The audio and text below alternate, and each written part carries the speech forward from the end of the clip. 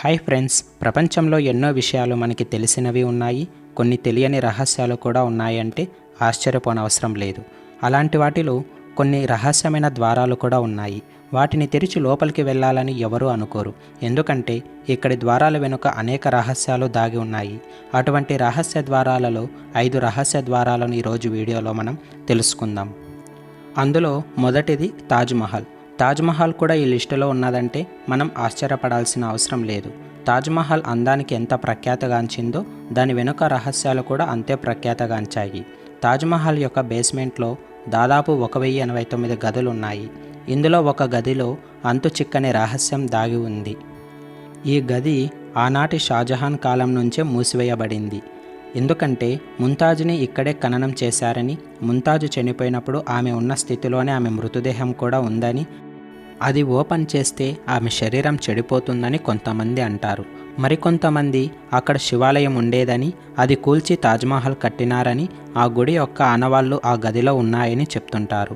అయితే మరికొంతమంది ఆ గది మొత్తం కార్బన్ డయాక్సైడ్తో నిండి ఉందని, అది బహిర్గతం కావడం వల్ల అది కాల్షియం కార్బోనేట్గా మారి తాజ్మహల్ చుట్టూ ఉన్న 4 టవర్లను కూల్చేస్తుందని, అదే కారణంతో గదులలో కూడా వెంటిలేషన్ పెట్టలేదని చెప్తుంటారు. రెండవది పద్మనాభస్వామి ఆలయం. భారతదేశంలో తెరవబడని మరో రహస్యమైన తలుపును శ్రీ పద్మనాభస్వామి ఆలయంలో ఉంది. ఇది కేరళలోని త్రివేంద్రంలో ఉంది. ఈ ఆలయం మహావిష్ణువుకు పవిత్రమైన పుణ్యక్షేత్రం మరియు 16వ శతాబ్దంలో నిర్మించారు. తర్వాత ట్రావెన్కోర్ రాజులు దీన్ని పునరుద్ధరించారు. అప్పటి నుంచి ఈ ఆలయం వారి ఆధీనంలో ఉంది. 2011లో సుందర్ రాజన్ అనే వ్యక్తి సుప్రీంకోర్టులో ఒక కేసు వేశారు. అయితే ఆలయానికి చెందిన ఆస్తులు ట్రావెన్కోర్ కుటుంబం అనుభవిస్తున్నారని, వాటి నుంచి వచ్చే సంపద వాళ్ళు ఉపయోగించుకుంటున్నారని, ఇది విచారణ జరపాలని కేసు వేశారు. అప్పుడు సుప్రీంకోర్టు ఒక కమిటీని ఏర్పాటు చేసింది. గుడిలో ఆ కమిటీకి 6 రహస్య ద్వారాలు కనిపించాయి. ఆ గదులకు ABCDEF అని పేర్లు పెట్టారు. సుప్రీంకోర్టు నియమించిన కమిటీ ఆ ద్వారంలో 5 గదులను తెరిచారు. ఇందులో బంగారం, నగలు, నాణ్యాలు మరియు విగ్రహాలతో పాటు సంపద అంతా కనుగొనబడింది. ఈ సంపద అంచనా విలువ దాదాపు $1 ట్రిలియన్ సమానంగా ఉంది. అప్పటి నుంచి ఈ గుడి ప్రపంచంలోనే అత్యంత ధనిక దేవాలయంగా పేరు పొందింది. ఇందులో బీగా గుర్తించినటువంటి గదిని మాత్రం తెరవలేకపోయారు. కారణం, ఆ గదికున్న తలుపు తీయడానికి నెట్లు కానీ బోల్ట్లు కానీ లేవు. ఆ గది తలుపు మీద 2 పెద్ద పాములు భయంకరంగా ఉన్నట్లు ముద్రించబడ్డాయి. అలాగే మంత్రంతో చెక్కబడిన రేకు ఆ తలుపు మీద ఉంది.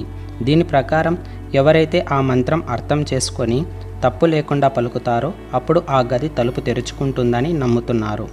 అంతేగాక ఆ తలుపు దగ్గరికి వెళ్ళిన ప్రతిసారి అధికారులు ఏదో ఒక అనారోగ్య సమస్యతో బాధపడుతున్నారు. అలాగే సముద్రపు అలల చెప్పుళ్ళు ఈ తలుపుల లోపల నుంచి వినపడుతున్నాయి. ఆలయం సముద్ర తీరానికి దగ్గరగా ఉండటం వల్ల ఒకవేళ తలుపు తెరిస్తే సముద్రపు నీళ్లు వస్తాయన్న అనుమానంతో కోర్టు ఈ తలుపు తీయాలనే నిర్ణయాన్ని వెనక్కి తీసుకుంది. మూడవది the great sphinx of Giza. Pyramids ప్రపంచంలోనే అత్యంత రహస్యమైనవి. ఈ పిరమిడ్స్ మీద చాలా కథనాలు ఉన్నాయి. తవ్వే కొద్దీ ఎన్నో ఆశ్చర్యాలు బయటకు వస్తూనే ఉంటాయి. ఇందులో the great sphinx of Giza ఒకటి. ఇది ఒక విగ్రహం. ప్రపంచంలో రాతి మీద చెక్కబడిన విగ్రహాలలో ఇది అతిపెద్ద రాయి విగ్రహం. గీజా అంటే సింహం శరీరం కలిగిన మానవ తలతో కూడిన జీవి.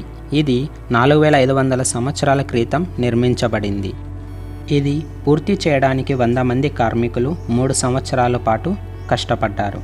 దీని యొక్క రహస్యం ఏమిటంటే, గీజా యొక్క పాదాల కింద 25 అడుగుల లోతులో 2 దీర్ఘ చతురస్రాకార గదులు ఉన్నాయి. అయితే ఈ గదుల యొక్క తలుపులు ఎప్పటికీ కూడా తెరవబడలేదు. అయితే ఈ తలుపుల వెనుక ఉన్న రహస్యాలు అనేది ఒక మిస్టరీగా మిగిలిపోయింది. ఆ గదుల లోపల పిరమిడ్స్ ఎలా కట్టారని, ప్రపంచంలో మానవ పుట్టుక ఎలా ప్రారంభమైందని వంటి వాస్తవాలు ఉన్నాయని కొందరు అభిప్రాయపడుతున్నారు. మరికొంతమంది పిరమిడ్స్ కట్టించినటువంటి రాజు లేదా రాణి సమాధి ఉంటాదని చెప్తారు.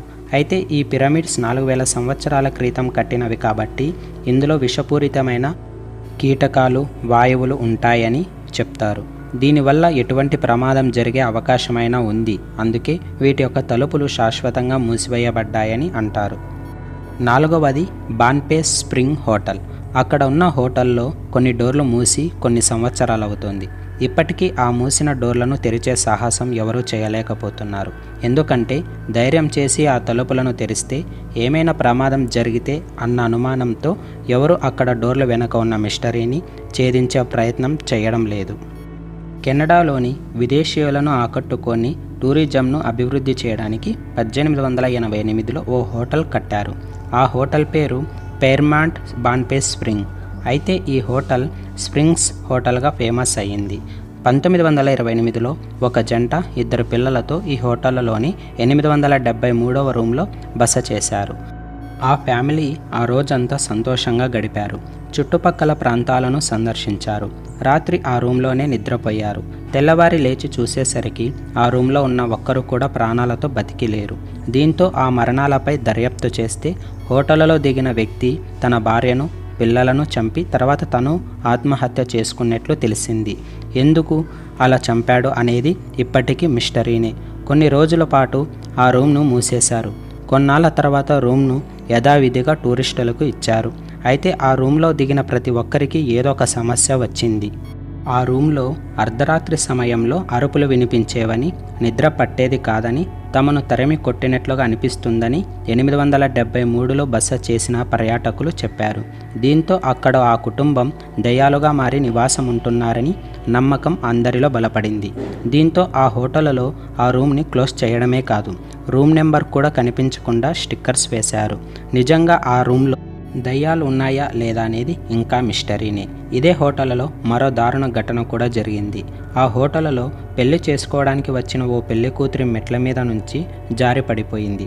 అప్పటి నుంచి ఆ ఫంక్షన్ హాల్లో వింత శబ్దాలు, అరుపులు వినిపిస్తున్నాయని అక్కడ పని చేస్తున్న వారు చెబుతున్నారు.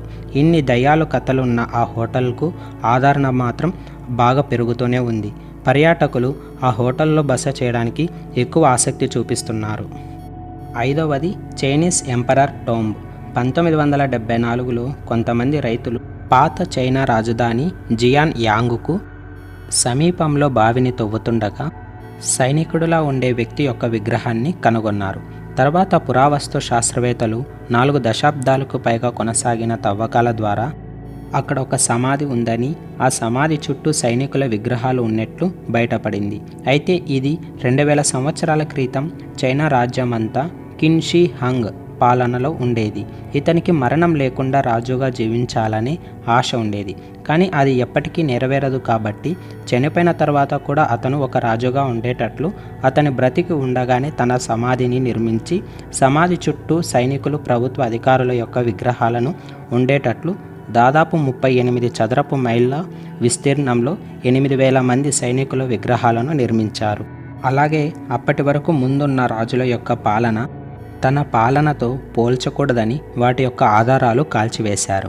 అయితే ఈ సమాధి తెరవకపోవడానికి ఇప్పుడున్న టెక్నాలజీ సరిపోదు. ఆ సమాధిలో ఏముంది అనేది ఒక మిస్టరీగానే ఉంది.